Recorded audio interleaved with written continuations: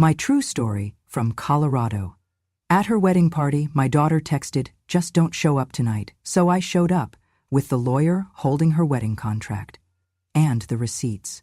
"It's my wedding, not some grandma drama theater," she hissed, venom thick in her tone. I had arrived early, their family home, my home once, transformed into a fairy-lit photo booth beneath the archway I'd built with her father. I held a tray of lemon cookies I'd baked that morning, hoping someone might remember they were her favorite when she was 5. Her eyes flicked to the tray with disgust, then snapped back to glare. "Why are you even here early?" She slammed the words out, each like a door shutting in my face. "This isn't about you. Don't talk to guests. Don't cry. Don't mention Dad. Just don't exist for one night. That's all I ask."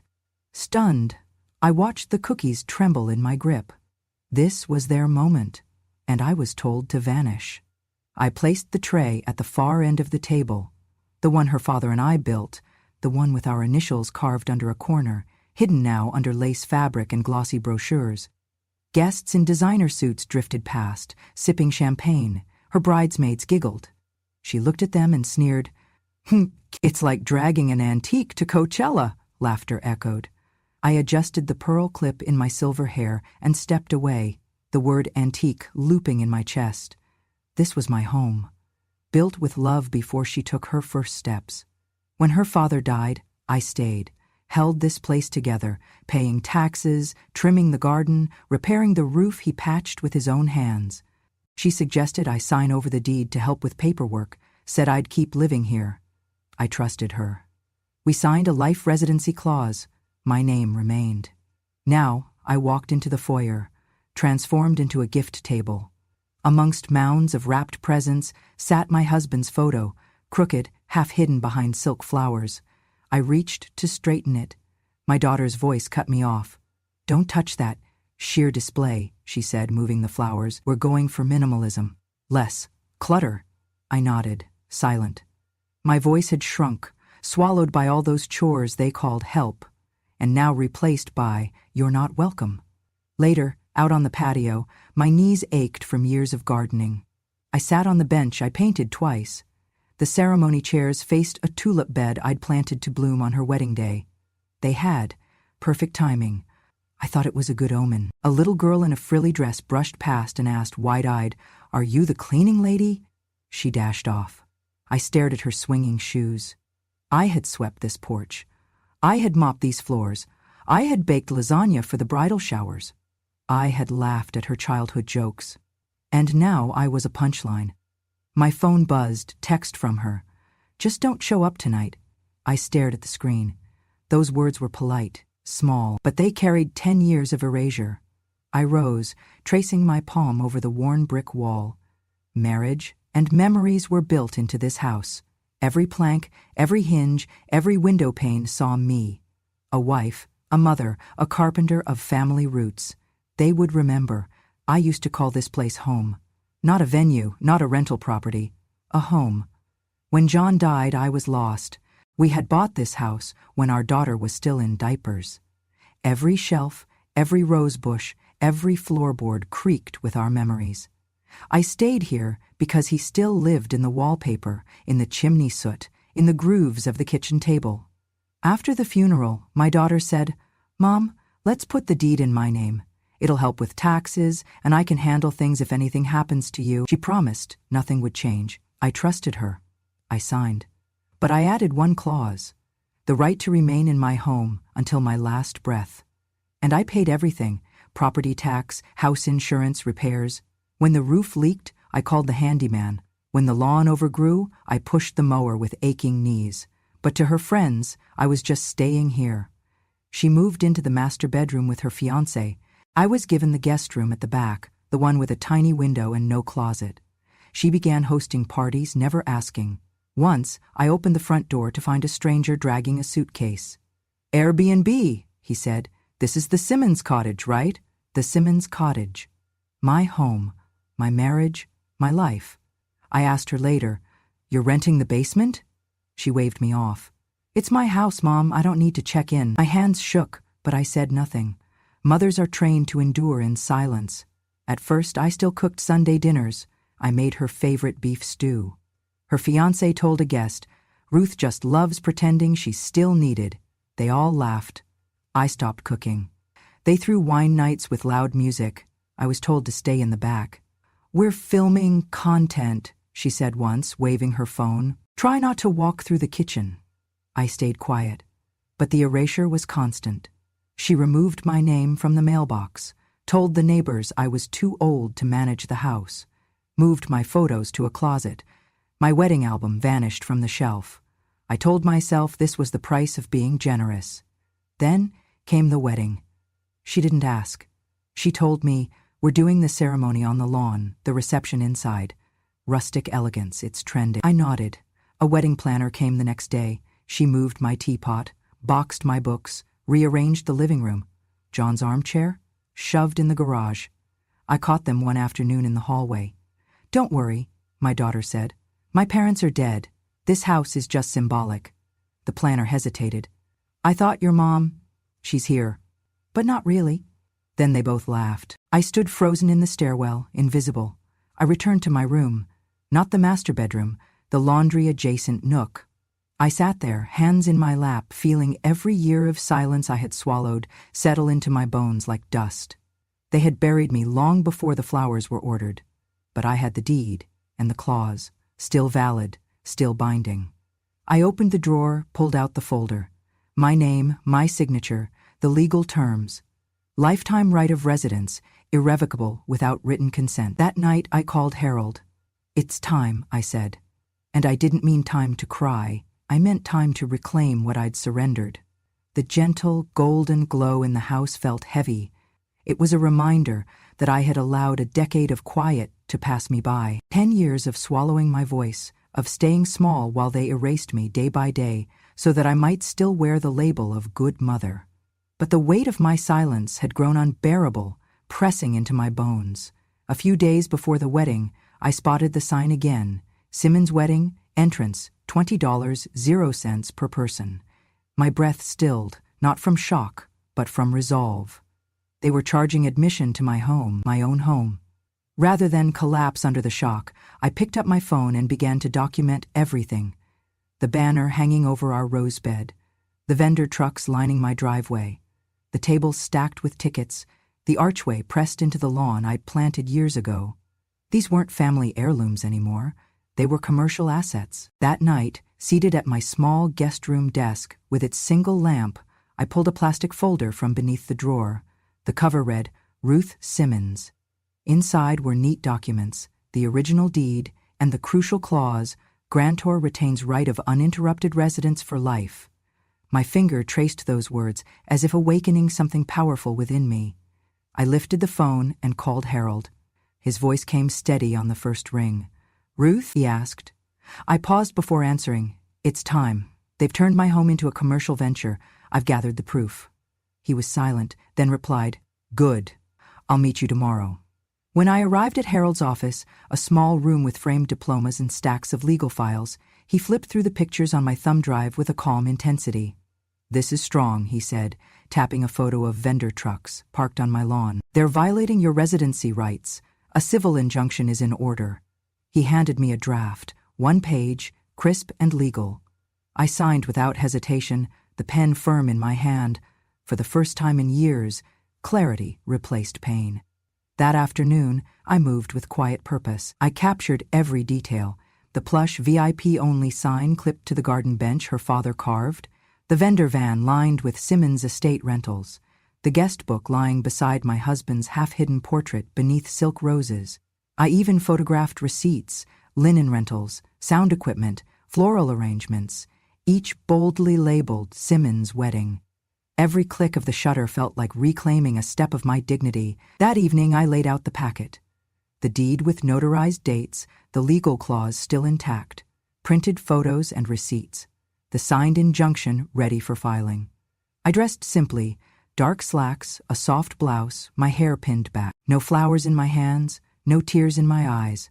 My only accessories were truth and the law, carried steady beneath my heart. Alone before the full-length mirror, I saw a different version of myself, not the faded figure they styled for invisibility, but a woman anchored by memory and right. No gown, no forced smile, just quiet resolve. I didn't need applause. I needed justice. When I slipped into bed that night, my pillow didn't soak with tears. Instead, I slept with the weight lifted, a woman who was no longer erased. 10 years of silence had led me here. Now, in the calm pause before the storm, I was ready to reclaim everything they'd tried to take. The night had been planned to perfection. Fairy lights wound through the apple tree, stringing soft golden lanterns above white folding chairs. Caterers in crisp uniforms served shrimp cocktails on silver trays. The vinyl archway stood at the center of the lawn, where my daughter would become someone's bride. Against that scene, I quietly stepped out of Harold's car, dressed in a navy pantsuit, silver hair pinned back. Beside me stood Harold and 2 civil deputies, carrying a sealed envelope marked "Immediate Injunction." I paused at the gate, finger brushing the cool iron. I could already imagine the gasp. It's her mom! A flicker of recognition, a burst of shock. I breathed and crossed the threshold. Harold nodded and we walked forward, not as interlopers but as rightful protectors of home. The planner was the first to see us, her eyes narrowing at my figure, dismissed earlier as background scenery. "Mrs. Simmons?" she said, voice polite and forced. I nodded. "I'm here to deliver this." Harold handed her the envelope. She read the label. Unauthorized commercial use, violation of residency rights. Her face paled. A cash payment stopped mid-slide between her fingers. The bride froze mid-SEMO. She had turned just in time to catch the envelope's seal. Her makeup looked untouched under the lantern glow. Her face shifted from elation to confusion. I recognized the woman who had once called me presented but not really present. Now she stared at me as though I were a specter. I looked at her and spoke quietly, but everyone heard. I never left this house, day or night, and neither did he. I touched the photo frame pinned atop the guest book table, the portrait of my late husband, concentric in candlelight. "Your father never left this house," I said, "and I'm not leaving either." The groom came racing over, voice tight and panicked. "What the hell is this? Are you ruining our wedding?" Harold stepped forward. "Sir, this is a civil injunction. Your wedding at this site is unauthorized commercial activity on private property. You and your vendors are required to cease immediately." A hush fell. Soup plates slid off trays. The sound of guitar strings went silent. For a moment, no one breathed. The bride staggered back, pressing her hand to her chest. This is a nightmare." It wasn't. This was truth. A deputy cleared his throat. "We ask that all non-residents vacate the property immediately. No shouting, no hostility, just the quiet authority of civil law." My daughter glanced at me, tears welling. "Mom, please." I stood quietly, breathing through the tension. This wasn't vindication. It was necessary justice. Our guests began to file out, confused whispers trailing behind them. The groom argued, "We're paying. We booked stuff, invites went out. This is crazy." The deputy looked at the injunction. "Your permit includes no proper zoning or business license. Residence follows the person who's named as owner. Mrs. Simmons retains full rights." They were forced to step aside. The caterers began lowering serving trays. The string quartet folded chairs. Guests left behind ruined programs and half-drunk champagne flutes. The wedding planner looked at me, pleading. "Please, can we finalize? Can we work around this?" I shook my head softly. "No." She swallowed, glancing back at my daughter, crying now, trembling with grief. Then came the moment when I realized how deeply they had erased me. My daughter's trembling shoulders, the groom's panic, the guests' confusion, all for an illusion on top of someone else's life. "I built this home," I said, voice steady. "We built it together. These walls know every handshake, every midnight laugh. You forgot that, okay? But I didn't." She sank to the grass, slipping off her shoes. I heard sobs. The planner took the envelope back. Harold motioned to the deputies. Quietly, they began escorting vendors, clearing rental trucks, flashing IDs at those who tried to linger. My daughter looked at me, then away. "Mom, you can't." I stepped forward. This time not silent, not small.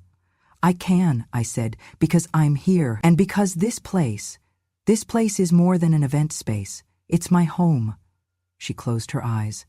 Something in her gaze broke, maybe regret, maybe shame, maybe relief that finally someone had spoken.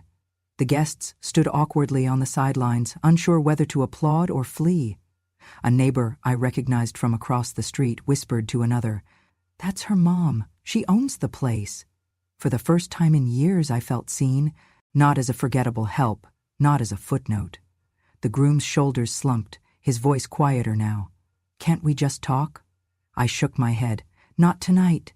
The deputies escorted him and the photographer off the lawn. The planners shuttered tables, the patio lights dimmed.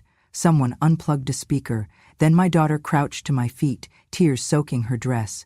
She whispered, "Mom, I'm sorry, please. Don't." I shook my head. "Not tonight." She looked at me with raw pain in her eyes, an echo of that morning's contempt. I recognized the shadow of my own grief in her posture. A deputy approached and placed an official notice of termination of unauthorized use on the guestbook table. My daughter knelt beside me in the grass.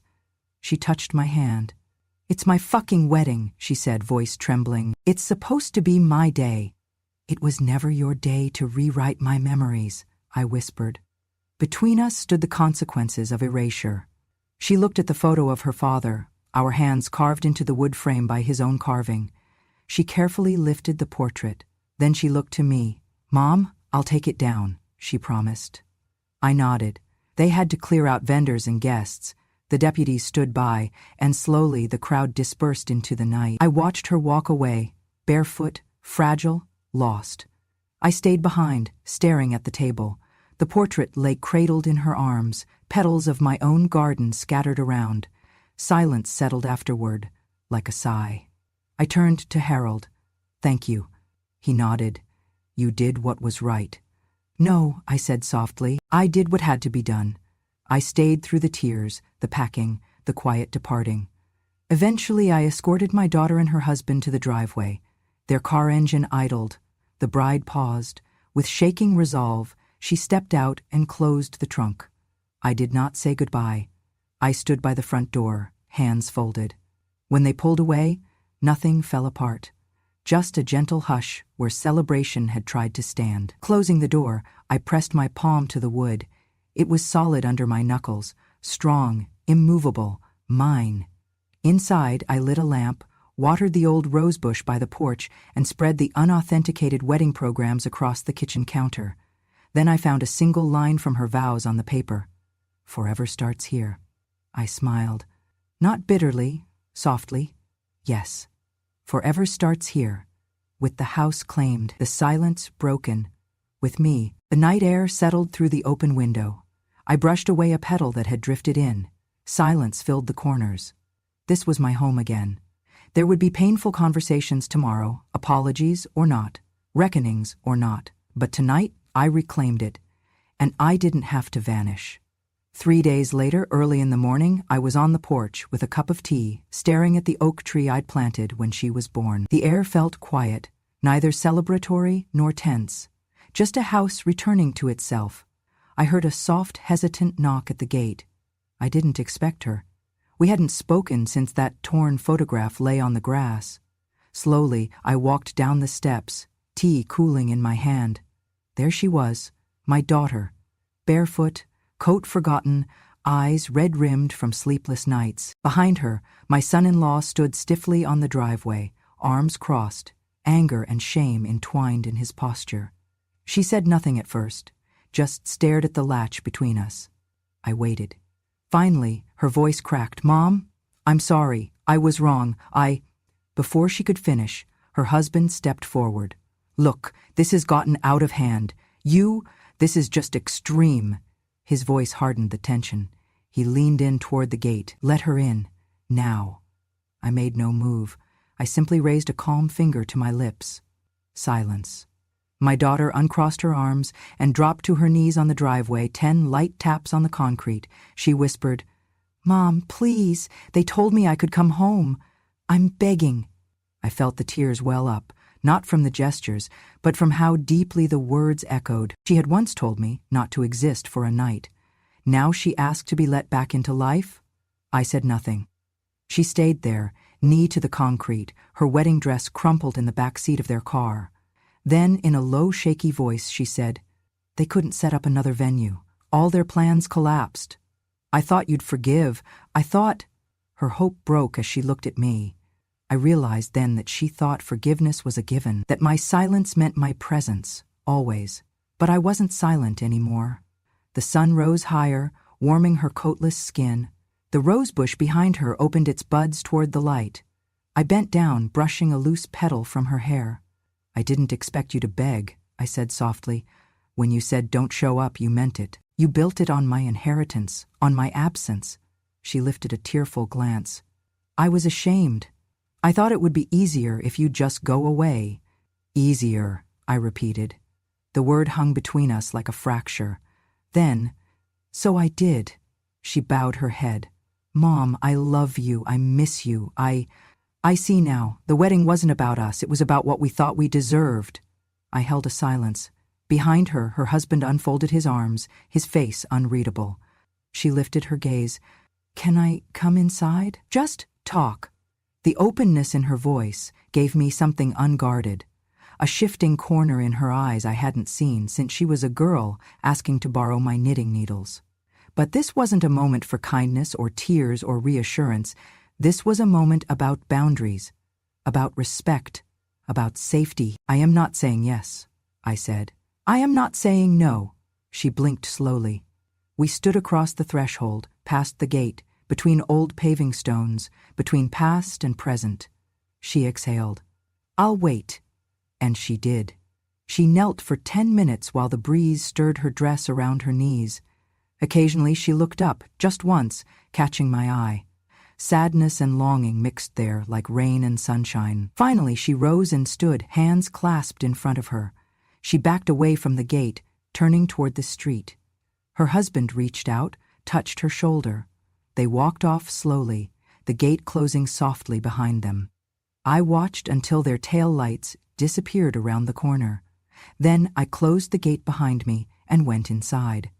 I placed a fresh rose in a vase by the front window and poured a new cup of tea. I was home, my home again, and the echo of her apology still lingered. The first envelope arrived on a Wednesday. No return address, just my name, scribbled hastily, like someone hoping I would recognize the handwriting and soften. I didn't open it. I placed it on the mantel beside the framed photo of John and lit a small candle. The next day came the emails. Dozens, some signed, some anonymous. All begging, all bargaining. "We miss you. It was the stress of the wedding. You know how much pressure I was under." And then, like clockwork, the flowers. A bouquet of tulips, her favorite as a child, was delivered with a pink ribbon and a note in shaky cursive. "Grandma, Mommy said you'll forgive us soon. She promised. I miss you. Can I come over?" My granddaughter. I read the note 3 times before folding it carefully and placing it beside John's photo. "They don't know what love means anymore," I whispered. "Not love that comes without leverage, not the kind that never asked for payment in return." I made tea, watered the roses, repaired the hinge on the side gate. I returned to my life, not the quiet corner they once exiled me to, but the whole house. The full light of morning, the kitchen, the porch, the garden, all mine again. Then came the threat. It arrived in a thick business-white envelope bearing the logo of a local law firm. Inside was a letter. Cold, sterile, disconnected. My daughter had filed a claim, questioning my mental fitness. They were petitioning for conservatorship. The very woman who told her friends I was dead now claimed I was unfit to manage my own life, that I was delusional, emotionally unstable, and mentally declining, that I had fabricated legal documents and was hoarding a property she described as abandoned by reason of psychological decline. I did not panic. I walked to the drawer beside the cedar chest and retrieved my paperwork. Annual mental health certificate, cognition test, property maintenance receipts, tax filings, photos from the wedding, every table setting, every rental truck, every vendor form with her signature. I called Harold. "She's filing for conservatorship," I said. "Claims I'm unstable." Harold sighed through the phone. "You're the most lucid woman I know, Ruth." He filed a countersuit by the next morning. Defamation, malicious legal action, and violation of tenancy protections. We attached documentation from my doctor. And then the final blow, video footage of her on her wedding day. telling the planner I was dead, calling me clutter, calling me just Ruth. The court dismissed her filing within 72 hours. There was no apology, no flowers this time, just a halt in the letters. The silence returned. But this time it was not cold. It was earned.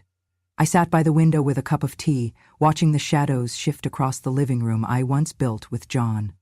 I touched the edge of his photo and smiled. They may try to write me out, I said, but I was never the footnote. I was the story. And the mailbox? It still stands, but I no longer open it for everyone, only for those who remember who I really am. The days settled into quiet again, but not the kind that stings. I woke early each morning and stepped barefoot onto the porch, the air still crisp, the grass kissed with dew. I took my tea in a real mug, no more plastic lids or trays tucked near the dryer, just steam rising from bone china, the kind they used to say was too delicate for Grandma to use. The house creaked and sighed, the way old homes do when they're finally loved again. I patched the gutter John had always meant to fix. I oiled the hinges on the guest room door, even if no one would stay there. I swept the hallway every Saturday, even though no one tracked mud through it anymore. There was dignity in tending what they tried to steal. Sometimes, I would find myself standing in front of the mirror, brushing my hair with slower strokes, not because I wanted to look younger, but because for the first time in years, I recognized the woman staring back. Not Ruth the burden, not just Ruth, but the woman who had once held a family together until they mistook the stitching for weakness. I tended to John's roses in the backyard. They'd grown wild during the wedding chaos, overrun with ribbons and signs and rented memories. I cut them back, gently, speaking to them like I used to when he was alive.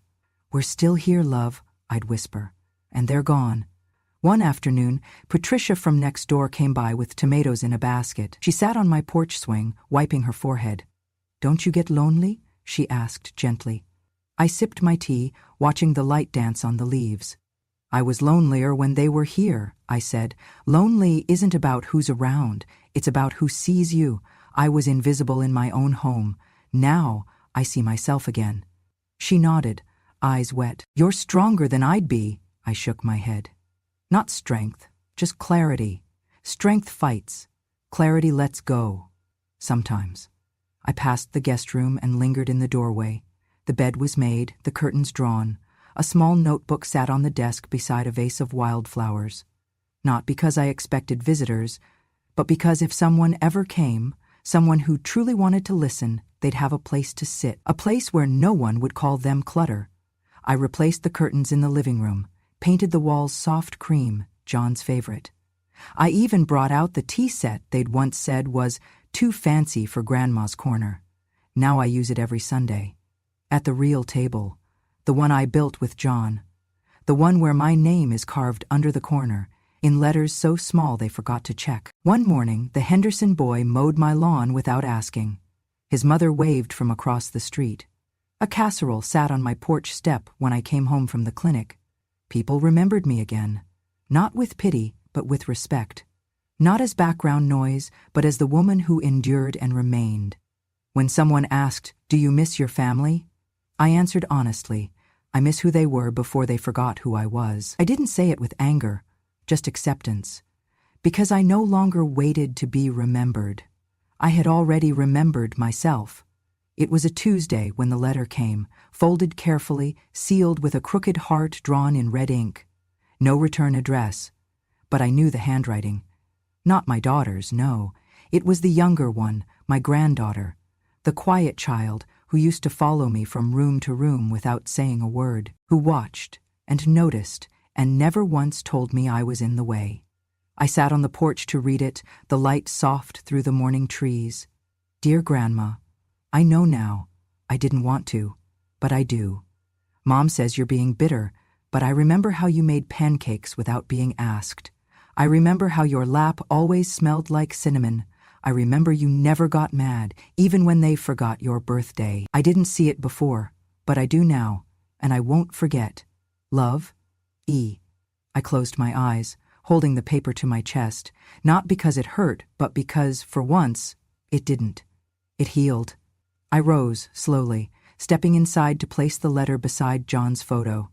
His eyes smiled back through glass polished just that morning. She remembered me, darling, I whispered. Not what I did. Not what I cooked. Me. The candle flickered beside his urn. I lit it. The house no longer echoed with footsteps that avoided mine. No more laughter that paused when I entered a room. No more passive sighs when I tried to help. Just quiet. But the good kind.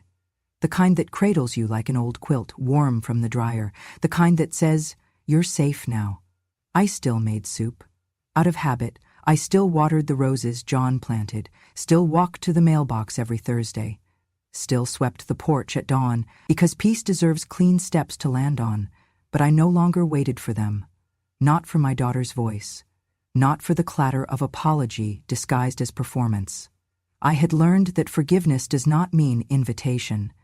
And grace is a door you can close without slamming. One evening, another envelope arrived. Gold foiled, addressed in stiff calligraphy. Inside, a 10-page letter from my daughter, scripted, defensive, carefully curated to sound remorseful without surrendering control. She mentioned therapy, regret, miscommunication. Not once did she say, "I was cruel." I didn't respond. I placed it with the others, in the drawer beside my will, where my story now lives in paper and proof. A testament that I had existed, not just endured. A week later, I found a soft scarf tied around the gate, pale blue, the color of my old gardening gloves. No note, just presence. And that, I suppose, was enough. Because I had spent years being present for everyone, without expectation, without applause. Now, I showed up for myself. Every morning, I brewed the tea I used to forget to drink. I sat at the table they once called too much for Grandma. I lit the candle beside John's urn, not for grief, but for gratitude. Because I had survived being unseen, and then I had chosen to be known by the only person whose permission I ever truly needed, my own. Outside, birds sang, not out of obligation, but simply because they could. Inside, I laughed softly to myself, ran a hand over the frame of John's photo and said, "I'm not a shadow anymore, my love." Then I opened the window wide and let the morning carry me, not into memory, but into everything of mine. A soft knock came one evening, as the sun dipped below the horizon and the porch light flickered on its own. I set my teacup down, a habit I still hadn't broken, and walked to the door. When I opened it, I saw the wedding planner standing there, her expression uneasy and eyes glistening. "I'm sorry to bother you," she said, voice shaking. But something happened. Behind her, a man stepped forward, her husband, I later learned, holding a framed photograph wrapped in cloth. He cleared his throat. "We found this in the venue before we left. I considered throwing it away, but then I saw your handwriting on the back. I recognized the script immediately. Built with Love, January 1990. It was the photo we had taken the day I and John finished the porch swing, the swing that still sits in the yard. They had come not as guests, not as vendors, but as messengers." "I didn't know," she whispered. "I never asked. We thought she was. Gone. Gone. As if I'd been erased from existence." She admitted they'd treated the house like a blank canvas, rented out rooms, erased portraits, removed traces of its true history. She told me the groom, too, had felt uneasy during the wedding, a whisper of regret behind each smile. I looked down at the photograph, then back at her. "It's more than a venue," I said softly. "It's someone's life." Tears formed at her eyes. "I want to restore it. I want to help." I didn't say anything right away.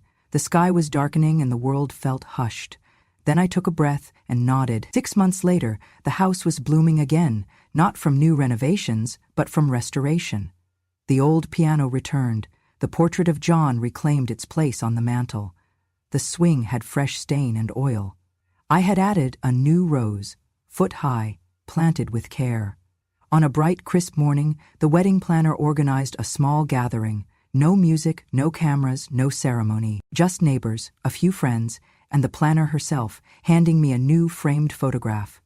It was of the swing day, all three of us, I, younger but still me, John with his hand on the swing, and a little girl, my daughter, smiling without makeup or pose, wearing braces and pink sneakers. She looked so free in that photo.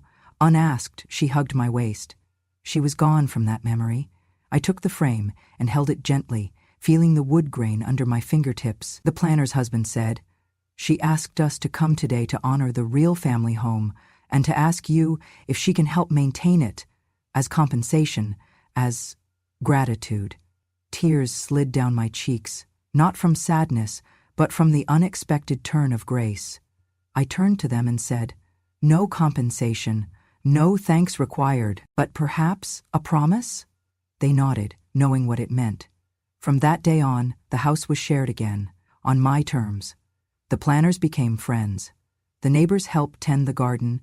Children played on the lawn during weekend brunches I invited them to. My granddaughter visited again and sat on the swing. We laughed and told stories. My daughter never came back. Not yet. I don't know if she will. But the house doesn't ache for her absence anymore. It hums with new life. Thank you for staying with me through this story. If it stirred something inside you, if it reminded you of a name you were once called but no longer answer to, or a home that forgot the hands that built it, then I hope you carry this moment with you.